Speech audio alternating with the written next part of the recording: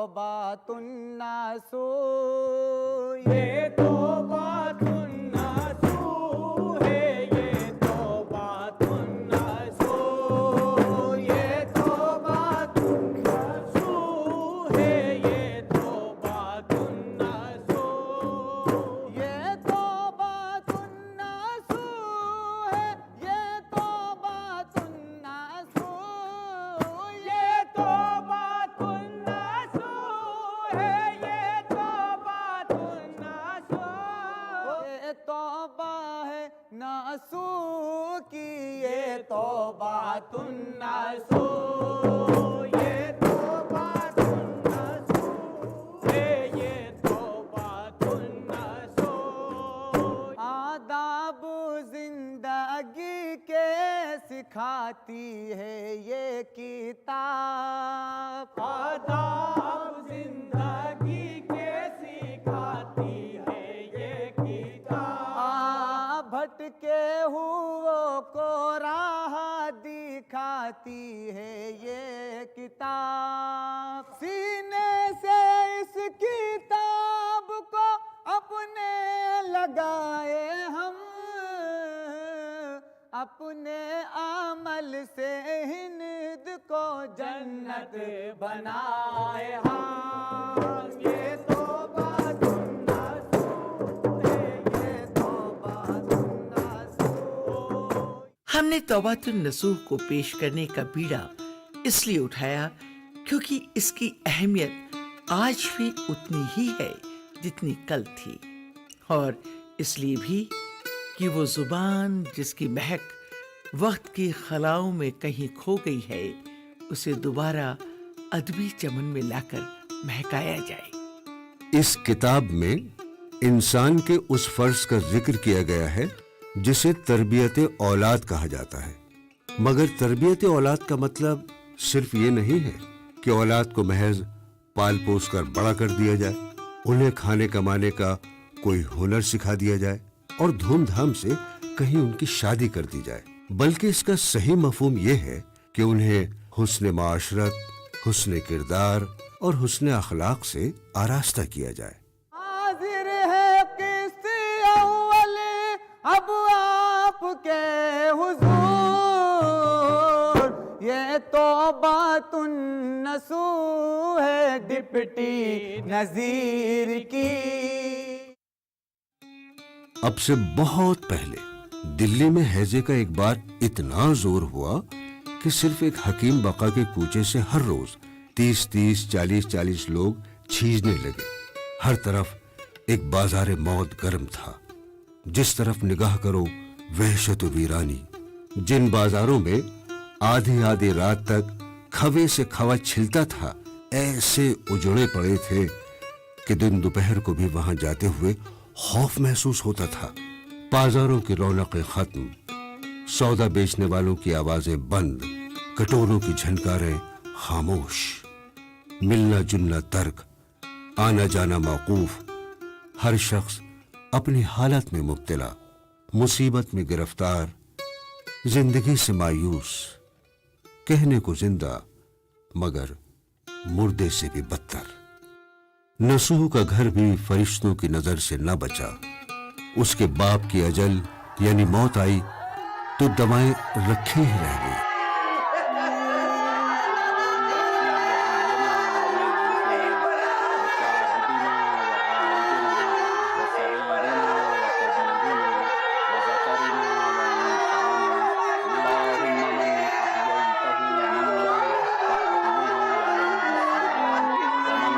बाप को मिट्टी देकर घर लौटा तो अपनी एक रिश्ते की खाला को जहां बहक पाया। तीसरे दिन घर की एक मामा भी रुखसत हो गई। नसू यूं भी दिल का कच्चा था। जब उसने मौत की ये गर्म बाजारी देखी तो सर्द हो गया। हैज से बचने की जितनी तदबीरें हो सकती थीं वो सब उसने की, लेकिन एक दिन उसके सब्र और एहतियात का दामन हाथ से छूट गया और उसने बेगम से जर्दा पकाने की फरमाइश कर ही डाली। बेगम जी अरे जरा यहाँ तो आइए। आती हूँ, फरमाइए।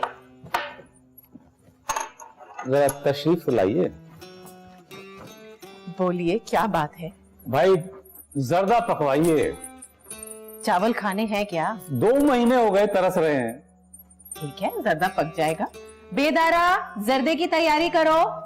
क्यों नहीं माँ? हाँ अब्बू, जर्दा तो जरूर खिलवाइए और साथ में रोगन जोश भी खाएंगे। हाँ क्या बात है। रोगन जोश भी, इसका मतलब आपको घर में दावत चाहिए दोनों को।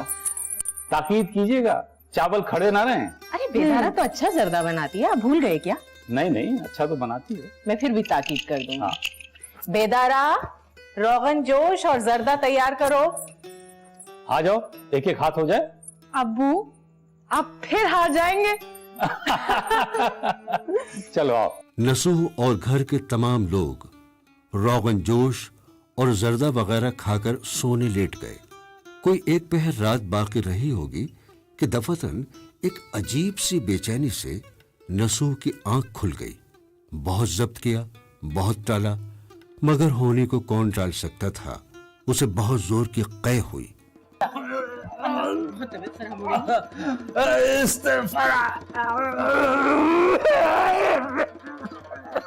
बेदारा, अरे बेदारा, कलीम, नईमा, कहाँ हो भाई सब लोग? आइए। ये क्या हुआ? कैसी आफत आई? मियां जी, या अल्लाह, खैर।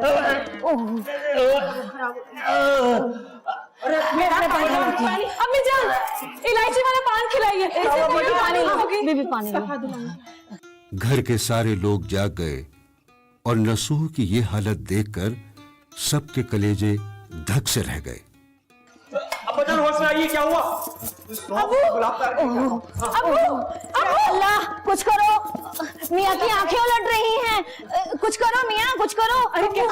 अल्लाह। कुछ लोग इसे सुए हज्म करार दे रहे थे तो कुछ लोग हैजे का अंदेशा जाहिर कर रहे थे, लेकिन चार और नाचार उसे ये तस्लीम करना पड़ा कि अब वो इस दुनिया में चंद साथ का मेहमान है और अब उसका चल चलाव है। मियाँ जी संभालिए अपने आप को।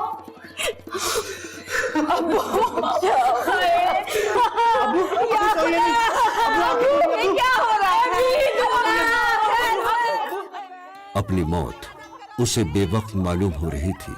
बीवी को देखकर वो अपने दिल में सोच रहा था कि भला इसकी उम्र कोई बेवा होने की है, न बेटों में कोई इस काबिल है जो उसके बाद घर को संभाल सके। अंदोख्ता और जमा पूंजी जो है वो भी वाजबी है। बाल बच्चे जरा सियाने हो जाते, खाने कमाने लगते, गांव की जायदाद का कजिया भी निपट जाता और बीवी बच्चों के वास्ते कुछ जखीरा वाफी फराहम कर देता तो फरागत और इत्मीनान से मरता।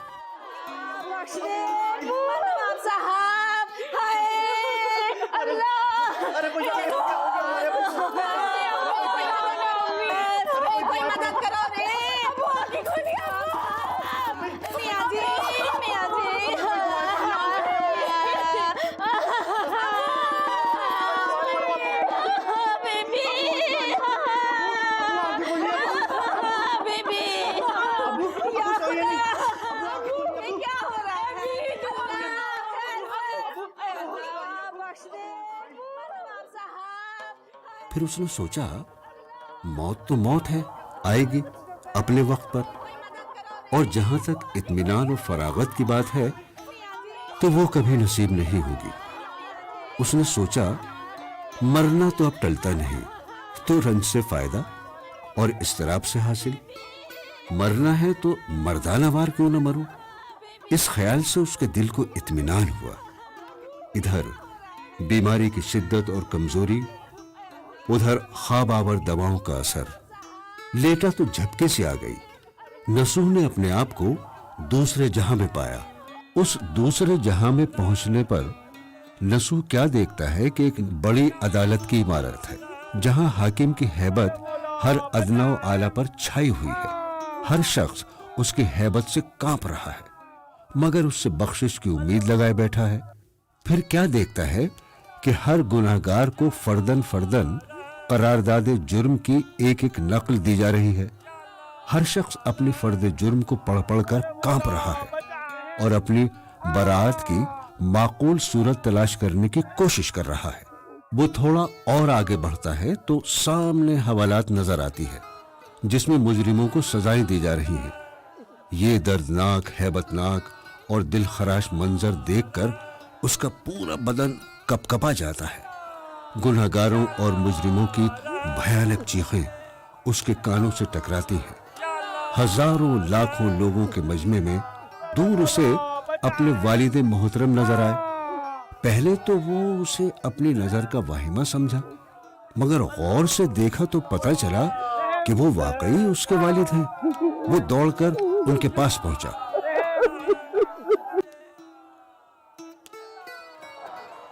या हजरत, हम सब आपकी जुदाई में तबाह हैं। आप यहाँ कहाँ? मैं अपने गुनाहों की जवाबदेही में महफूज हूँ। देख रहे हो ये मकान, ये दारुल जज़ा है। खुदावंदे जल्ला शानहू इस महकमे के हाकिम है। अब्बू, आप तो बड़े मुत्तकी, परहेजगार, खुदा परस्त और नेकोकार थे। आप पर गुनाहों के इल्जाम? गुनाह भी एक दो नहीं, सैकड़ों, हजारों। देखो देखो, ये मेरा नाम है आमाल, रुसवाइयों और वदियतों से भरा हुआ है। इसे देख देख कर मैं सख्त परेशान हूं। क्या जवाब दूंगा और कौन सी वजह अपनी बरात की पेश करूंगा?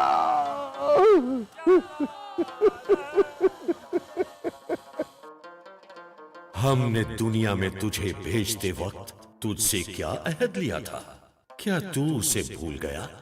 हमने ये जिंदगी तुझे इसलिए दी थी कि तू इसे हमारी इताअत और फर्माबरदारी में गुजारेगा, मगर तूने शैतान के बहकावे में आकर हमारे अहकाम से रूगर्दानी की। हमारा बंदा बनने के बजाय अपने नफ्स का गुलाम बनकर रह गया। चंद रोजा जिंदगी को अपना माहसल समझ बैठा और आखिरत की जजा और सजा को फरामोश कर दिया। आज अपनी हालत देख, तूने हमारी दी हुई रूह को कितना गंदला और नजीसो नापाक कर दिया है। हमने दुनिया में तुझे सबसे अफजल बनाया था, मगर तू तो जानवरों से भी अफजल बन गया। हमने तुझे समझाया था कि दुनिया और मताए दुनिया से जीना लगाइयो, इस तरह रहियो जैसे मुसाफिर सराय में रहता है। तू वहां गया तो समझा कि मुझे तो हमेशा यहीं रहना है। इस तरह गफलत की नींद सोया कि अब कयामत में आकर जागा। क्या तू तमाम उम्र दुनिया में मालो मता जमा नहीं करता रहा? क्या तूने पुख्ता और आलीशान इमारतें इसलिए नहीं बनवाई कि तू मुद्दतों उनमें रहेगा? अव्वल तो तुझको हमारी इताअत और फर्माबरदारी और इबादत की तौफीक ही नहीं होती थी, और कभी बंदों की शर्मा हुजूरी और रस्मन इबादत की भी तो किस तरह कि तेरा दिल कहीं था और दिमाग कहीं। साल में 1 महीने के रोजे रखने का हमने तुझे हुक्म दिया था ताकि तुझको हमारी नेमतों की कद्र हो और तेरी जिस्मानी ताकत में भी इजाफा हो। यूं तो तू दुनिया के कामों में दिन भर मशगूल रहता था, न किसी से शिकवा न गिला, मगर रोजा क्योंकि हमारे हुक्म से था, इसलिए दिन में सैकड़ों मर्तबा प्यास की शिकायत और हर आए गए से कमजोरियों लागरी का शिकवा। इधर रोजा इफ्तार किया, उधर तू बदहवास होकर चारपाई पर ऐसा गिरा गोया बदन में जान ही नहीं है। तू रोजे ईद का ऐसे मुंतजिर रहता था जैसे कैदी तारीख रिहाई का। तेरा बस चलता तो 29 की जगह 19 की ईद करता। क्या ऐसे ही नमाज रोजों पर तू सवाब का उम्मीदवार और अज्र का तालिब है? हमने तुझको इंसान बनाकर भेजा था ताकि तू गरीबों, कमजोरों और मुसीबत ज़दों से हमदर्दी करे, मगर तूने ऐसी तनासानी और ऐशो इशरत की जिंदगी इख्तियार की कि राहत पहुंचाना तो दूर, दूसरों को तकलीफ पहुंचाकर तुझे खुशी महसूस होती थी। तूने हमारे फरमान वाजिबुल अजान की बेहुरमती ही नहीं की, बल्कि अपने किरदार से दूसरे बंदों, बिलखुसूस अपनी आल औलाद को भी गुमराह किया। तू हर रोज लोगों को मरते देखता और सुनता था। क्या तुझे यह नहीं समझना चाहिए था कि तुझे भी एक दिन मौत आनी है? खुद तेरी जिंदगी में कितने इनकलाब आए।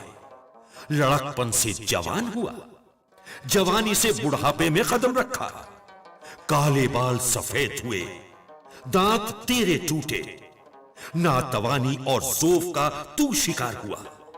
कमर तेरी झुकी मगर तेरी अक्ल सीधी ना हुई।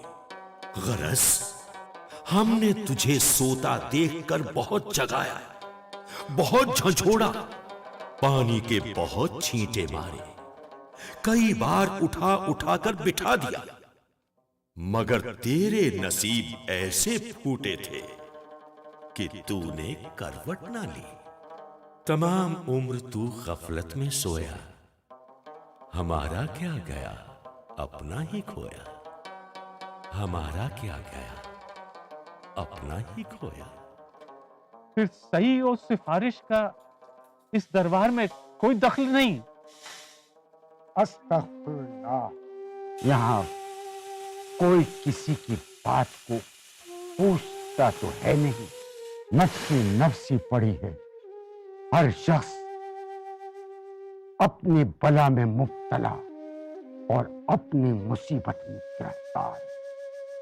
दूसरों की निजात तो क्या कराए, पहले अपने आप तो सुरखरू हो ले। तो फिर भला हम सब आपकी इस मुसीबत में कैसे काम आ सकते हैं? अगर तुम लोग मेरे वास्ते आजिज़ी और खुलूस के साथ दुआ करो तो क्या अजब कि माफी हो। बेटा बेटा, सच बताना, सच बताना कि क्या तुमने मेरे वास्ते दुआई खैर की? दुआई खैर की? अबू!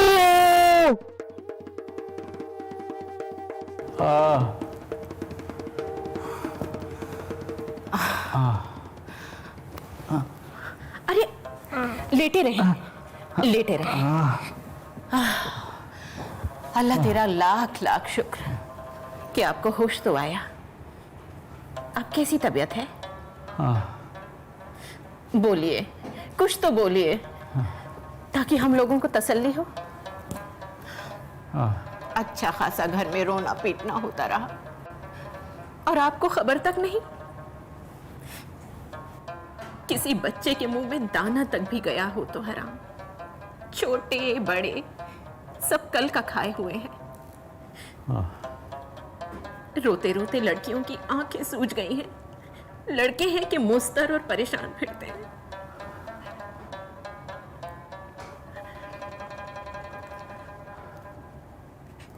पानी मैं लाती हूँ।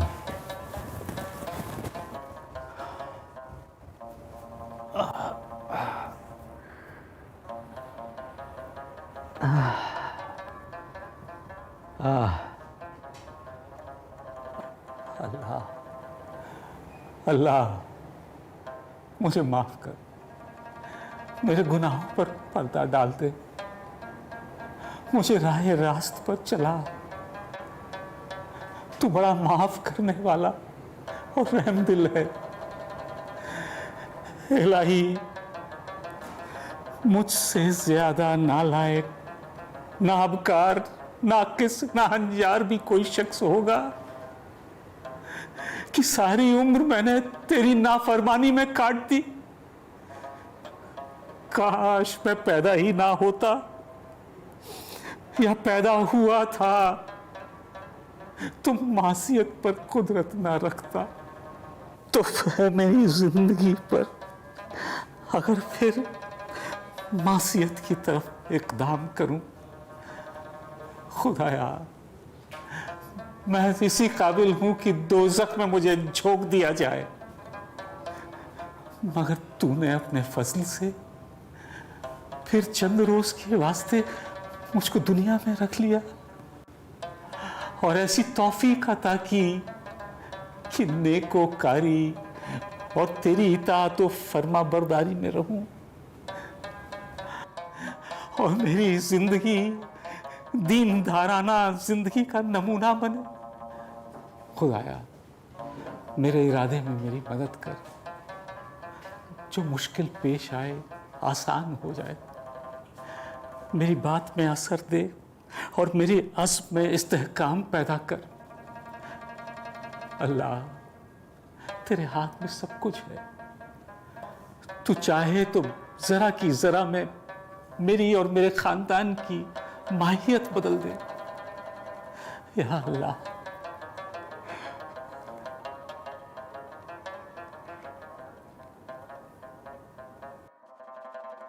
नसूह हफ्ते अशरे में पहले की तरह तंदुरुस्त और तवाना हो गया, मगर बीमारी के बाद उसके अंदर काफी तब्दीलियां आ गईं। और सबसे बड़ी तब्दीली जो उसके अंदर आई वो ये थी कि वो 5 वक्त नमाजी और खिलवत पसंद हो गया था। बीमारी के बाद नसूह में काफी तब्दीलियां आ गईं। बेजरूरत बकना, झकना, गुस्सा करना, जोर जोर से क़हक़हे लगाना, लायानी बातों में शरीक होना उसने बिल्कुल ही छोड़ दिया था। इसकी जगह उसके अंदर हद दर्जा नरमखोई, अखलाक, इंकिसार और मिलनसारी की सिफात पैदा हो गई थी। बीमारी से पहले उसके गुस्से का यह आलम था कि इधर उसने दरवाजे में कदम रखा कि हर एक पर सहम तारी हो गया, और अब यह आलम है कि उसके सर पर ढोल बजता रहे तो कुछ खबर नहीं। रोजमर्रा के कामों में उसकी ये हालत हो गई थी कि जो सामने रख दिया खा लिया, जो दे दिया पहन लिया, न हुज्जत न तकरार, न गुस्सा न खफगी। ये लीजिए।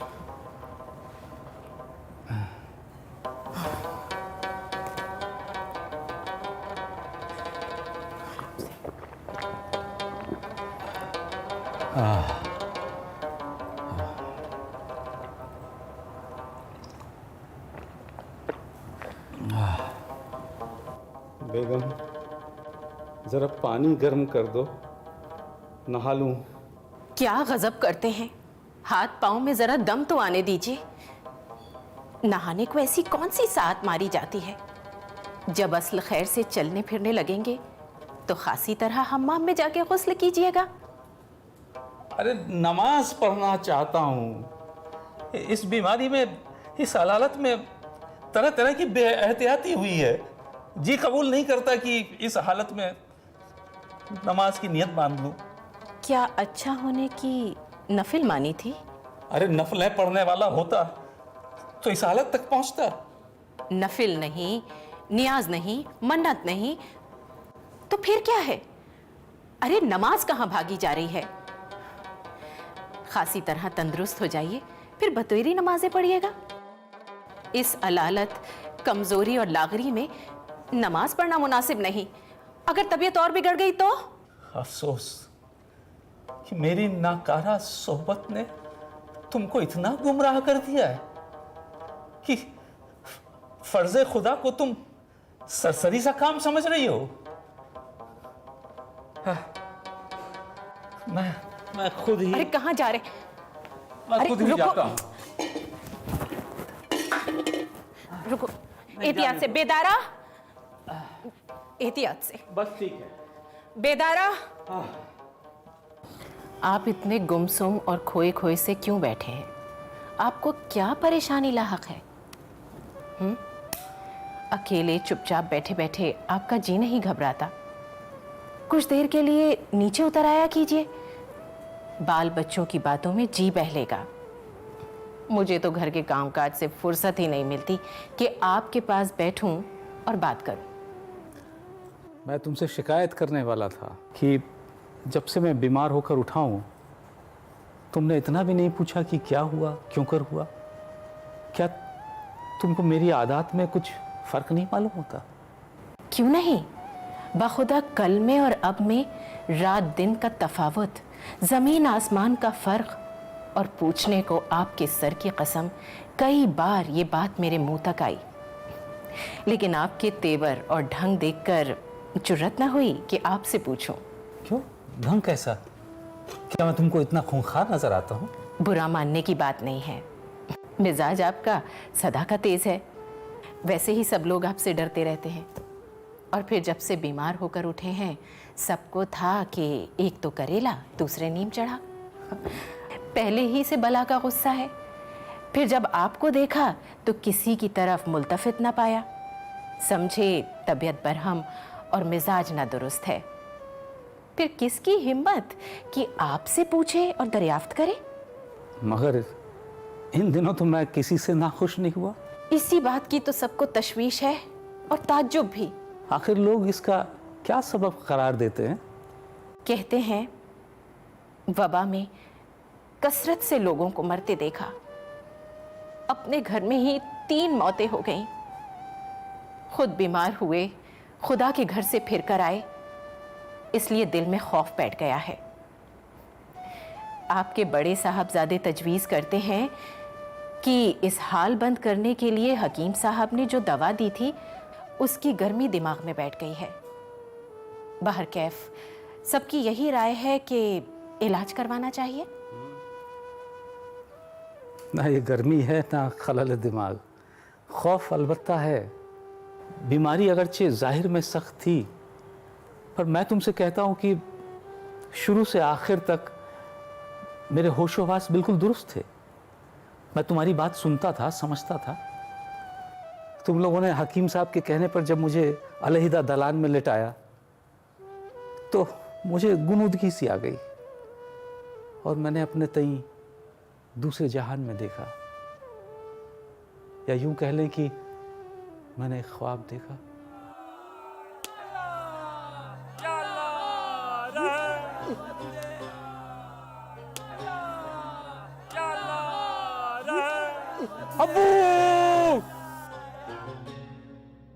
शौहर की बात सुनकर फहमीदा परेशान हो गई और उसने अपने शौहर का दिल बहलाने और उसके खौफ को कम करने की बहुत कोशिश की, लेकिन नसूह जिन कैफियत से दो चार है वो चाहता है कि उसकी बीवी भी उन्हीं कैफियत को महसूस करे और उसके कदम ब कदम शाना बशाना उसके साथ चले।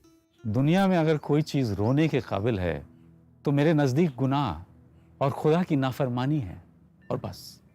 क्योंकि कोई मुसीबत, कोई आफत गुनाह से बढ़कर नहीं है। लेकिन इतनी उम्र इस खराबी में बसर की, अब निजात और मगफिरत की क्या उम्मीद है? क्या अल्लाह ताला हमें माफ कर देगा? क्या हमारे बचाव का कोई रास्ता है? खुदा की रहमत से मायूस होना भी कुफ्र है। ये बातें जो हम पर फर्ज और वाजिब की गई हैं, हमारी इस्लाह, हमारी बहबूदी के लिए है, और इसमें भी कोई शक नहीं कि इसमें परले सिरे का रहम और गायत दर्जे का हिल्म है। लाख गुनाह करो, जहां इल्हाहो जारी की, अपने गुनाहों पर निदामत का इजहार किया, रोए गिड़गिड़ाए, बस फिर कुछ नहीं। दरियाए रहमत जोश में आ जाता है और वो हमारे सारे गुनाहों को माफ कर देता है। जब तौबा करने से गुनाहों का माफ हो जाना यकीनी है और आइंदा के वास्ते हम अहद करते हैं कि ऐसा नहीं करेंगे, तो फिर क्या वजह है, क्या बात है कि आप इतना उदास हैं? मेरी अफसुर्दगी का सबब और है, जिसकी वजह से मेरा कल्ब मुतमईन नहीं होता। वो क्या? वो ये है कि मैं तो बिगड़ा ही था। मैंने इन बच्चों को कैसा गारत किया, मेरी देखा देखी ये भी गए गुजरे हुए। बल्कि हक ये है कि इनकी तबाही और खराबी में मैं हर तरह की मदद करता रहा। अफसोस कि मैंने इनके हक में कांटे बोए। कोई कांटे वाटे नहीं बोए हैं, आप बेवजह परेशान हो रहे। और भी मुझे तो यहाँ बहुत गर्मी लग रही है। चलिए आप भी अंदर चलिए, आइए।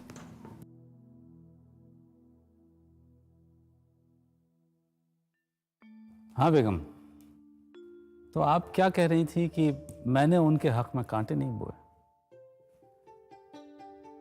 मुझे लगता है कि आपकी ये बात गलत है। गौर से देखें तो बच्चों का तो कुछ भी कसूर नहीं है। खता मेरी है या तुम्हारी? उन सब के उयूब पर झिड़कना और मलामत करना कैसा? हमने कभी उनको रोका तक भी तो नहीं। हाँ अब्बा हुजूर, हाँ आइए आपसे पेश हो जाए आज। संभालिए अपनी पतंग। आप खींच डालूं। काटा वो काटा। अब्बा हुजूर, हाँ मेरी पतंग तो कट गई, हाँ लेकिन उसके बाद मैंने कुछ शेर कहे हैं। अच्छा सुनाऊं आपको? सुनाओ। सुनिए अब्बा हुजूर। अब तो पानी सर से ऊंचा हो गया। पानी सर से ऊंचा हो गया। वाह, हाँ। अब तो पानी सर से ऊंचा हो गया, मेरा साया मुझसे लंबा हो गया। क्या बात है, बहुत बढ़िया। और हाँ, सुनिए अब्बा हुजूर, हाँ। इस जमी की जहरनाकी देखिए, इस जमी की जहरनाकी देखिए, हाँ। आसमां भी सारा नीला हो गया। वाह, बहुत खूब, बहुत खूब। इसको क्या ऐसा कर सकते हैं? हाँ। आसमां का जिस्म नीला हो गया। आसमां का जिस्म नीला। वाह वाह अब्बा हुजूर, क्या कहा है आपने? दोबारा सुनिए। इस जमी की जहरनाकी देखिए, हाँ। आसमां का जिस्म नीला हो गया। वाह अब्बा हुजूर, क्या बात शुक्रिया है, शुक्रिया। बहुत खूब, बहुत खूब। आइए हजूर, आइए। अरे अरे जनाब जनाब खान साहब, अब्बा हुजूर देखिए देखिए कितने प्यारे प्यारे कबूतर हैं। वो देखिए वो अफगानिस्तान वाला देख रहे हैं कबूतर? हाँ, वो ले लीजिए अब्बू जान मेरे लिए। पता है क्या है, वो जो फन्ने खा है ना, फन्ने का, अगर उनसे जीतना चाहते हैं ना तो वो जोड़ा ले लीजिए, बहुत प्यारा है। वो जीत जाएगा। ये कौन सा मियां, वो दिखाइए। कौन? वो अफगानी। अफगानी। ये हाँ। ये लीजिए, हाँ। देखिए हजूर। जी जी जी जी। देखिए। इसका जोड़ीदार कौन सा है? इसका जोड़ीदार ये रहा। हाँ दिखाइए वो भी। ये लीजिए। हाँ। अरे वाह वाह। हाँ। अरे ये जाता तो काफी ऊपर तक है ना। यही लेना है? जी जी अब्बा हुजूर, यही चाहिए मुझे। ये लिया मियां, पैसे ले जाइएगा। हाँ। देते हैं हजूर। ठीक है, चलिए अबू चलते हैं। आओ। अरे फन्नका साहब, देखना ये हैदराबादी कैसी शिकस्त देता है आपको। हाँ। अब्बा हुजूर छोड़ू? छोड़ो छोड़ो। ये ला।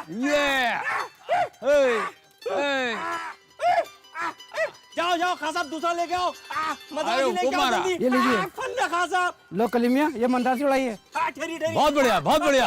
फंसा बेटा फंसा। अब्बा हुजूर देखिए, बहुत बढ़िया। फन्नका साहब के देखिए कैसे छक्के छूट गए। ये ला।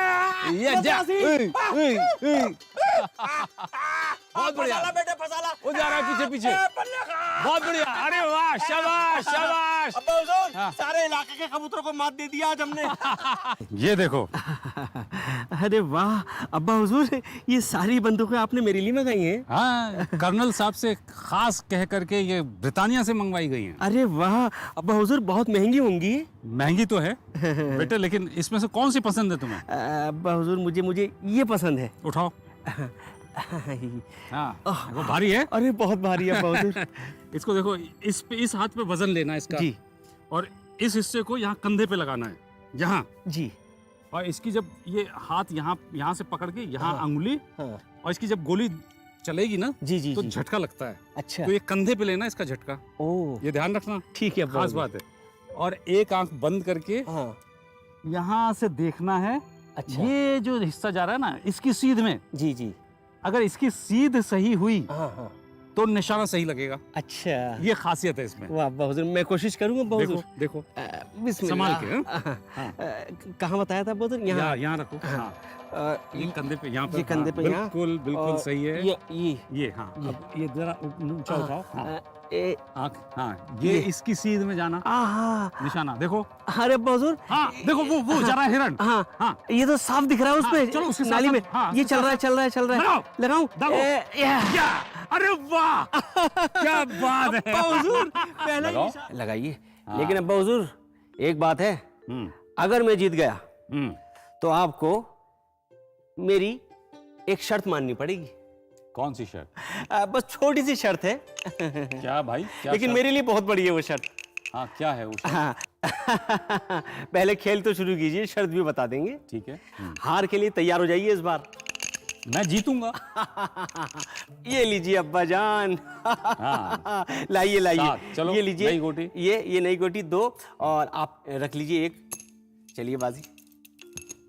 ये ये लीजिए। ओ हो। ये लीजिए अब्बा हुजूर। अरे, 1 2 कमाल 3 है। 4 5 6 7 8। क्यों अब्बा हुजूर, ये लीजिए, ये पूरी मात दे दी मैंने आपको। ये अरे भाई, चलो तुम जीते। वो तो मेरा दिल ही कहता था अब्बा हुजूर।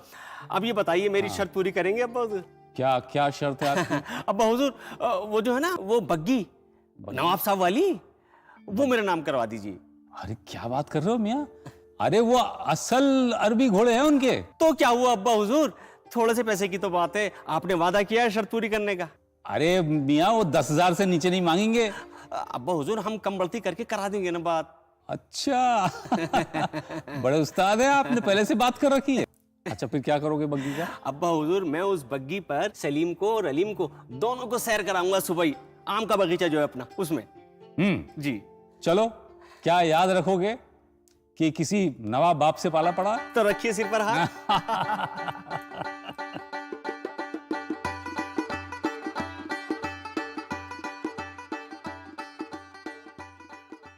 बच्चों का इसमें कुछ भी कसूर नहीं है। खता अगर है तो मेरी और तुम्हारी। उन सबके उयूब पर झिड़कना, मलामत करना कैसा? हमने कभी उनको रोका तक भी तो नहीं। फिर भी आप तो बाहर के उठने बैठने वाले ठहरे। इसमें सरासर मेरा ही कसूर है। बच्चे इब्तिदा में माँ से ही ज्यादा मानूस होते हैं, उसकी ही खूबू पकड़ते हैं। आप कभी झिड़कते थे या नसीहत करते थे तो उल्टा मैं उनकी हिमायत लेती थी। इन्हें मैंने ही खराब किया है, इसका इल्जाम मेरी ही गर्दन पर होना चाहिए। नहीं नहीं, मैं अगर अपने काम पर आमादा और सरगर्म रहता तो मुमकिन ना था कि मैं कहूं और ना सुने, मैं चाहूं और ना करें। आखिर मैं उन पर जाबित था। मैं हर तरह से उन पर कुदरत रखता था, न सिर्फ उन पर बल्कि तुम पर भी, सारे घर पर। फिर भी जितनी बुराइयां मुझ पर जाहिर होती रहती थीं, उसका शायद 10वां हिस्सा भी आप पर मुनकशिफ ना हुआ होगा। मेरी अकल पे क्या पर्दा पड़ गया था। मेरे गुमान में बच्चों की इस्लाह अब हमारे इम्कान से खारिज है। तो क्या उनको गुमराही में रहने दें कि बदतर हों? अभी तुमने खुद ये बात कही थी कि बच्चों की इस्लाह तुम पर फर्ज थी। मुझे इससे इनकार नहीं, गुरेज नहीं। मैं कब कहती हूं कि बच्चों की इस्लाह हम पर फर्ज ना थी या अब फर्ज नहीं है? मुझे तो इनकी इस्लाह से यासे कुल्ली है। मैं जानती हूं इनकी इस्लाह, तालीम और तहजीब की कोशिशें बेकार है। भला ठंडा लोहा भी कभी पीटने से दुरुस्त हुआ है? आहा, लेकिन हम पर इस कदर लाजिम है कि हम कोशिश करें और नतीजे खुदा पर छोड़ दें। उनके दिलों में खुदा का खौफ पैदा करना हमारा काम नहीं, अल्लाह का काम है। हम सिर्फ कोशिश के मुकल्लफ हैं। इस बात का फैसला मेरे और आपके हक में मुमकिन नहीं, इस वास्ते कि आपकी हालत और है और मेरी हालत और। अव्वल आखिर बच्चों पर आपका रौबदाब है, आपसे डरते तो हैं। ओह, मेरे साथ तो इस कदर गुस्ताख है कि लड़कियां तो मुझे बराबर की सहेली समझती हैं, और लड़के वो तो ये भी नहीं जानते कि ये कौन बला है और क्या बकती है। बड़े अफसोस की बात है कि मैं इतनी देर से बकबक कर रहा हूं और तुम इतनी सी बात नहीं समझती कि उनमें तब्दीली आना मुमकिन और मुहाल क्यों है। ठीक है, आप कहते हैं तो आपकी खातिर मैं ये बात मान लेती हूं। चूंकि राय पूछी है तो मैं तो इसे बेशक मुहाल और नामुमकिन ही समझती हूं। अरे उनकी आदत रासिख होते होते तबीयत बन गई है। बराबर के बेटे, बराबर की बेटियां मार हम नहीं सकते, जब्र हम नहीं कर सकते। भला उन आदतों को जिनके वो मुद्दतों से खुगर है क्यों कर छोड़ देंगे? मुझको इस बात से इनकार नहीं कि मामूली तदबीरें अब महज बेसूद हैं। अब मादा अगर सख्त है तो जुल्लाब भी कोई बड़ा ही देना होगा। और जो काम पहले एक बात से निकलता था वो अब जूती लात से निकलने की भी उम्मीद नहीं। लेकिन सख्ती खुद मेरे नजदीक एक तदबीर नामुनासिब है। और मैं खूब अच्छी तरह समझता हूं कि बड़े लड़के किसी भी तरह सख्ती को बर्दाश्त नहीं करेंगे। और अगर मैंने उनके साथ सख्ती और जब्र किया तो असर उल्टा ही होगा। भला सख्ती करोगे नहीं, नरमी से काम बनेगा नहीं, तो फिर क्या करेंगे? मैं इस शेर पर अमल करूंगा, दुरुस्ती और नरमी बहम दरब अस्त, चू रग जन के जर्राह मरहम ने अस्त। नरमी की जगह नरमी और सख्ती के महल पे सख्ती। और मुझे पूरी उम्मीद है कि मैं इंशाअल्लाह अपने इस इरादे में कामयाब रहूंगा। मैं दिलो जान से आपकी मदद करने को तैयार हूं, कदम कदम पे आपका साथ दूंगी। तुम मेरे शरीके हाल हो तो मुझे हर तरह से इत्मीनान है, मुझे हर तरह से तकबीयत है। नसूह को ये बात बखूबी समझ में आ गई कि बिगाड़ का असल सबब क्या है। चुनाचे घर का माहौल बदलने के लिए दिल ही दिल में उन्होंने कुछ अहम फैसले किए। इन अहम फैसलों और उनसे मुरत्तब होने वाले असरात जानने के लिए मुलाहिजा कीजिए तौबतुन नसूह की अगली किस्त। ये तौबतुन नसूह है डिप्टी नजीर की।